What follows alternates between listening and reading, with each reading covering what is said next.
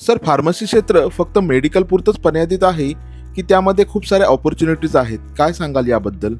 बरोबर आहे तुमचं. आता ऍक्च्युली त्याच्याकडे बघताना फार्मसी हे फक्त मेडिकल स्टोअर आहे कारण ते जनरल तुम्हाला दिसतं म्हणून तुम्ही त्या दृष्टीने पाहता.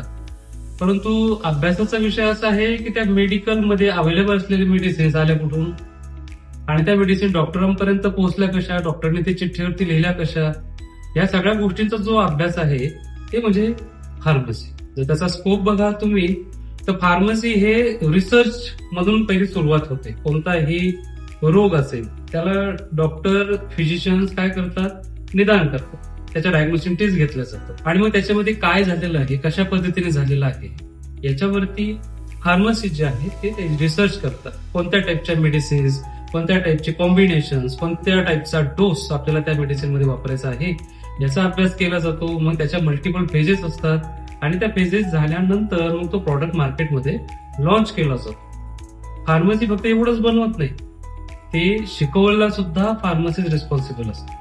जसं की डॉक्टरांनी ती मेडिसिन लिहावी, मेडिकल स्टोअरवाल्यांनी ती मेडिसिन तिथे अवेलेबल ठेवावी, हे काम करण्यासाठी मार्केटिंग जो पर्सन असतो, तर आमच्या फील्डमध्ये आम्ही त्याला मार्केटिंग पर्सन्स नाही म्हणत, आम्ही त्याला म्हणतो मेडिकल रिप्रेझेंटेटिव्ह.